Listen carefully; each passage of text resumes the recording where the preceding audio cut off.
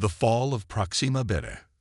Commander Eliza Chen stood at the viewport of Proxima Beta's orbital defense station, admiring the colony below. The blue-green planet shimmered with life, white clouds swirling across its surface. Nearly 8 million people called it home, including her younger brother and his family.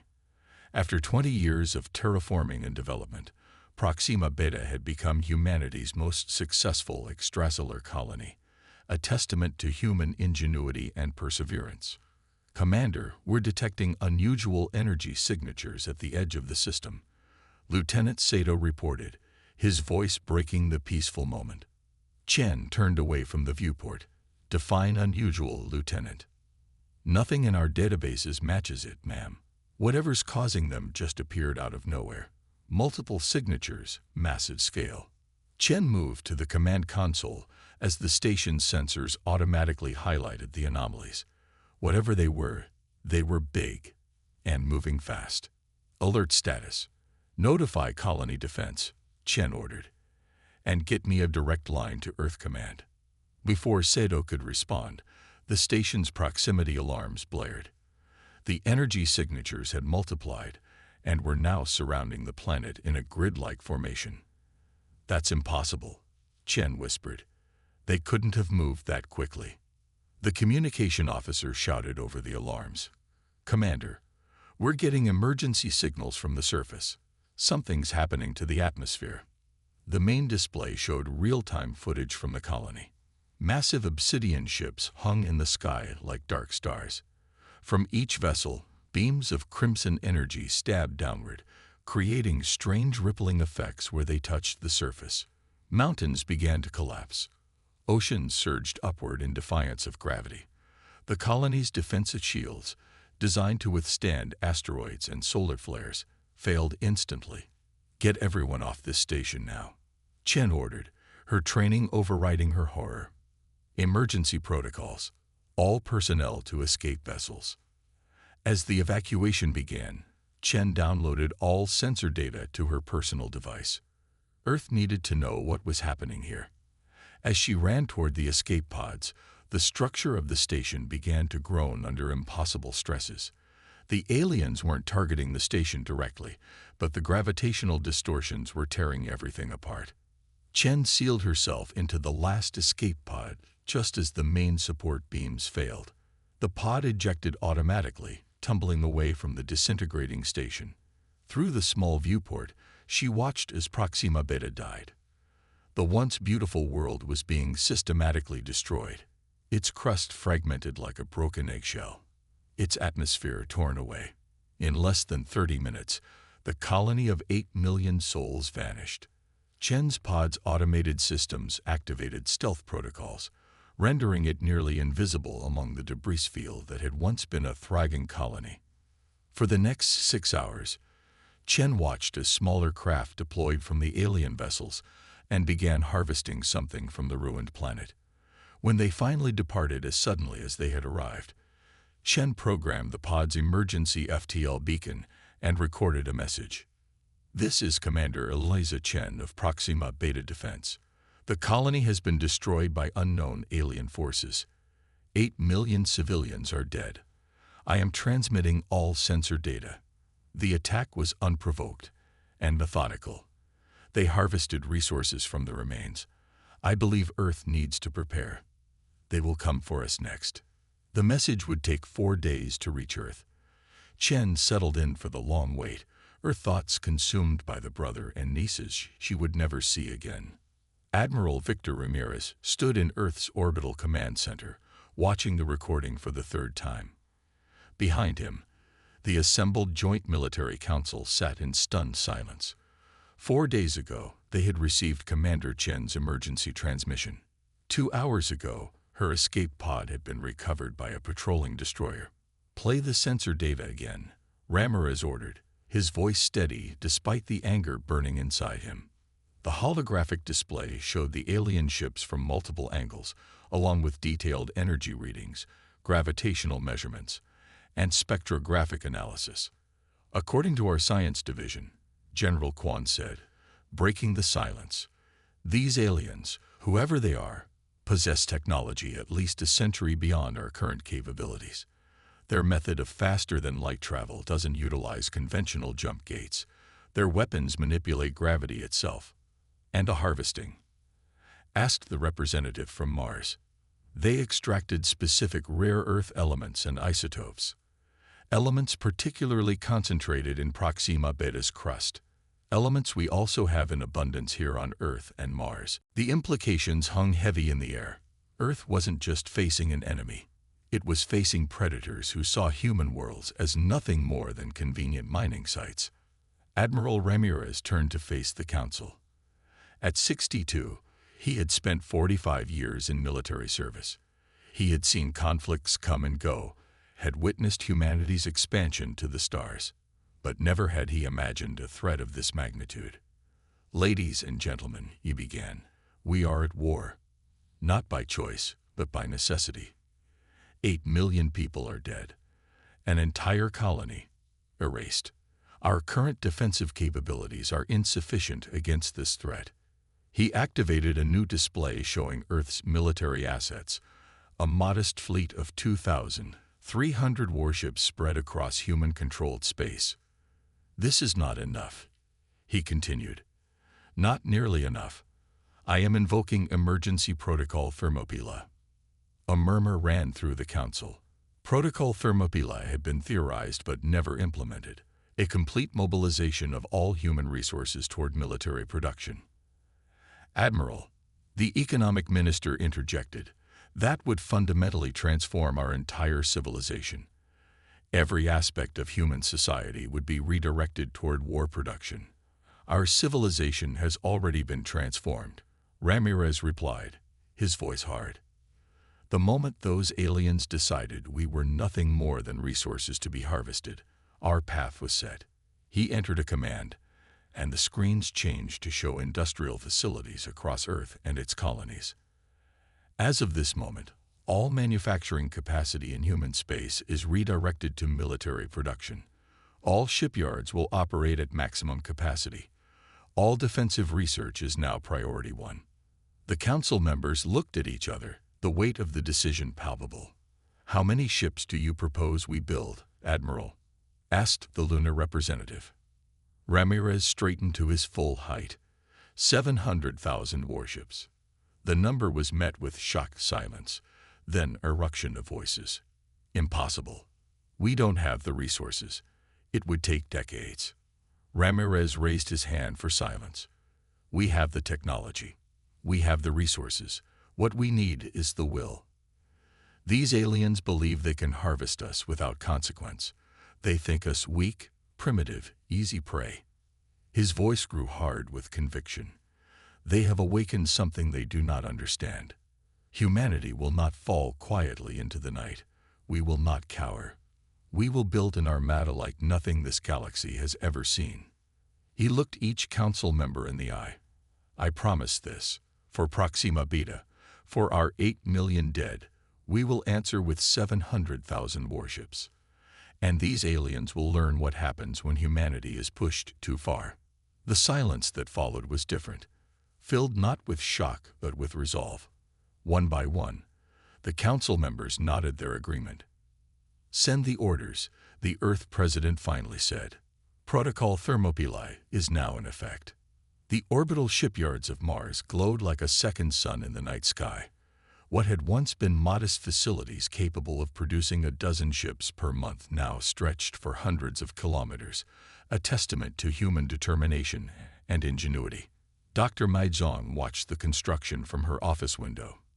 At 48, she had been a theoretical physicist specializing in exotic matter. Now she led Earth's most critical research division, Alien Countermeasures. "Dr. Zhang, Commander Chen is here to see you," her assistant announced. Zhang turned as Eliza Chen entered the office. The sole survivor of Proxima Beta had spent 3 months recovering from her ordeal, then immediately volunteered for the war effort. Her knowledge of the alien attack made her invaluable. "Commander, thank you for coming," Zhang said, gesturing to a seat. "I wanted to share our progress personally." She activated a holographic display showing a new type of shield emitter, We've reverse-engineered aspects of the alien gravity technology based on your sensor data. This prototype can create a localized counter-gravitational field. Chen studied the display. Will it be enough to protect our ships against a direct hit from their primary weapons? No, but it will buy precious minutes instead of the seconds that Proxima Beta had.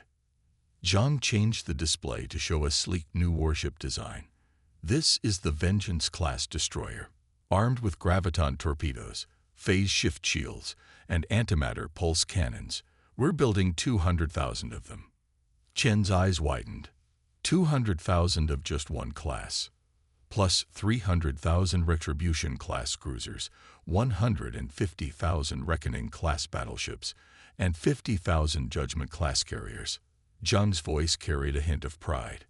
Admiral Ramirez wasn't exaggerating about 700,000 ships. How is this possible? Chen asked. It's been only 8 months. Zhang led Chen to a larger observation window overlooking an enormous assembly line. Robotic constructors moved with precision, assembling ship components at incredible speed. We've automated 95% of the construction process. Asteroid mining operations in the belt provide unlimited raw materials. The entire economy of Earth and all colonies is now directed toward a single purpose. She paused. Your brother didn't die in vain, Commander. His death, all those deaths, awakened something in us. Chen nodded, fighting back tears at the mention of her brother. When will we be ready? Admiral Ramirez has set the deadline at 5 years. We're on schedule to meet it. Chen looked out at the massive shipyards, then back at the scientist. And then, Zhang's expression hardened. And then we find these aliens, and we show them exactly who they decided to hunt. Operation Reckoning. 5 years after the destruction of Proxima Beta, Earth and its remaining colonies were unrecognizable.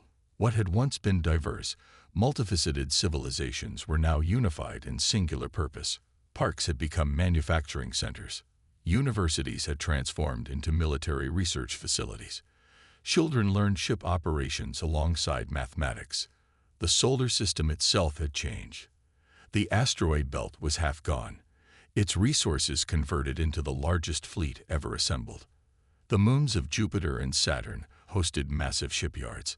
Mercury had been nearly hollowed out for its rare metals. Admiral Ramirez stood on the bridge of the EFS Retribution, the flagship of humanity's armada. At 67, he should have been retired. Instead, he commanded humanity's response to an existential threat. Status report, he ordered. Fleet Commander Eliza Chen, promoted after years of dedicated service to the war effort, responded from her station. All ships report ready, Admiral. 700,000 vessels, crewed and armed. The largest combat force ever assembled in human history. Ramirez nodded. And our target? Dr. Zhang, now heading the science division of the fleet, brought up a holographic display. We've located their homeworld, Admiral. After analyzing the quantum signatures from their FTL drives, we identified a unique radiation pattern. We followed it back to this system. The display showed a binary star system with 12 planets. One of them glowed red on the hologram. Jarak, Zhang continued. That's what they call themselves, according to the data we intercepted. Their civilization spans 3 star systems, but this is their origin point, their central hive. Population, Ramirez asked. Approximately 20 billion. The bridge fell silent. They were about to attack a world with 20 billion sentient beings. The moral implications were staggering. Ramirez broke the silence. Begin Operation Reckoning. All ships prepare for synchronized jump.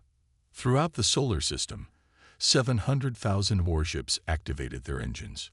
Humanity had reverse-engineered the Jorek's faster-than-light technology, improving upon it with human innovation. The fleet would arrive simultaneously, surrounding the alien homeworld just as they had surrounded Proxima Beta. Remember why we fight. Ramirez addressed the fleet through the comm system. We did not choose this war. We sought peaceful exploration of the stars. But when Proxima Beta burned, when 8 million innocent lives were extinguished, our path was set. He paused, looking at the faces of his bridge crew. Each had lost someone in the attack. Each carried the weight of what they were about to do. We go now not just for vengeance, but for the survival of our species. These Jarak see us as nothing but resources. Today, we show them the cost of that mistake. He nodded to Commander Chen. Execute jump. In perfect synchronization, 700,000 ships disappeared from the solar system. The space around Jarak Prime erupted with the arrival of humanity's armada. The human ships formed a perfect grid pattern around the planet, mimicking exactly how the aliens had surrounded Proxima Beta. On the Retribution's bridge, sensors showed the chaos they had caused. The Jarak's orbital defenses were formidable, but they had never anticipated an attack of this magnitude. They're scrambling their fleet, Chen reported. Approximately 15,000 ships in total. Ramirez's expression remained unchanged. The Jarak had never needed a massive military. As apex predators who harvested developing civilizations, they had never faced significant resistance. Open a communication channel to their command, Ramirez ordered. All frequencies, all languages we deciphered. Moments later, a holographic image appeared on the bridge. The Jarak were insectoid in appearance, with multiple compound eyes and mandibles that clicked as they spoke. Their translator converted their language to human standard. Primitive species, the Jarak commander chittered. You have made a grave error coming here. Leave now, and we may allow your kind to exist as servants. Ramirez stood from his command chair. I am Admiral Victor Ramirez of Earth. 5 years ago, your forces destroyed our colony of Proxima Beta. 8 million humans died. Proxima Beta. The Jarak seemed to consult something off-screen. Yes. Mining operation number 347. The world possessed resources we required. Your presence was irrelevant. The casual dismissal of millions of lives sent a wave of cold anger through the bridge crew. We are not here to negotiate, Ramirez continued. We are not here for surrender. We are here so you understand exactly what you awakened when you attacked us. He signaled to Zhang, who activated the fleet's primary weapon systems. Humanity does not fall easily. Today, you learn that lesson. The Jarak commander's mandibles clicked rapidly in what might have been amusement. Your species is young, undeveloped. We have harvested hundreds of worlds across thousands of years. You are nothing special. Ramirez ended the transmission with a gesture. All ships execute attack pattern Proxima. Target military installations and fleet assets only. Civilian casualties are to be minimized. Chen looked up in surprise. Sir, we're not using the gravity weapons. No, Commander. We are not them. We will destroy their ability to harm us, but we will not commit genocide. He looked at her steadily. That's the difference between us and them. Remember that. The human fleet moved with perfect coordination. The Jarak ships, though technologically advanced, were overwhelmed by sheer numbers. For every human vessel destroyed, 50 more took its place. On the planet below, the Jarak rulers watched in growing horror as their defenses crumbled. They had never considered that a lesser species could mount such a response. They had never imagined that humans, faced with extinction, would transform their entire civilization into a war machine. 3 hours into the battle, the Jarak fleet was decimated. Their orbital defenses lay in ruins. The human armada now held their homeworld at its mercy. They're surrendering, Admiral, Chen reported. All remaining military forces are standing down. Ramirez nodded. Open the channel again. The Jarak leader appeared, its posture now submissive. We underestimated your species. Yes, you did, Ramirez agreed. Now you will listen to our terms. The terms were straightforward. The Jarak would immediately cease all harvesting operations. They would provide reparations to Earth for the destruction of Proxima Beta. They would submit to monitoring to ensure compliance. And know this, Ramirez concluded. Today we came with 700,000 ships. We left twice that number in reserve. If you ever threaten another developing civilization again, we will return. And next time, we will not be so merciful." The Jarek leader's compound eyes reflected the holographic display of Earth's massive fleet. "What are you?" it finally asked. Ramirez's answer was simple. "We are humanity. Remember the name." 1 year after the Battle of Jarek Prime, Earth had begun to transform again. Shipyards now produced exploration vessels. Factories returned to civilian manufacturing. Schools taught art alongside astronavigation. In the memorial garden overlooking the rebuilt United Nations headquarters in Geneva, Admiral Ramirez, now retired, sat beside Commander Chen. Before them stood a monument to the 8 million lost at Proxima Beta. "We're rebuilding the colony," Chen said, breaking the comfortable silence. "The terraforming will take time, but in 20 years, Proxima Beta will live again." Ramirez nodded. "And the Jarek, keeping to their territory. Our monitoring stations show they've abandoned harvesting entirely.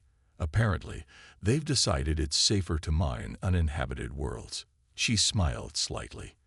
"They've even begun opening diplomatic relations with some of the other species they previously targeted. Amazing how perspective can change when you're on the receiving end of overwhelming force," Ramirez mused. Chen looked up at the stars becoming visible in the evening sky. "What do we do with the fleet?" "Most of it will be repurposed for exploration and colonization. Some will remain as a defensive force." He turned to her. "You know, in the old naval traditions of Earth, deterrence was always preferable to war." 700,000 ships make quite a deterrent," Chen agreed.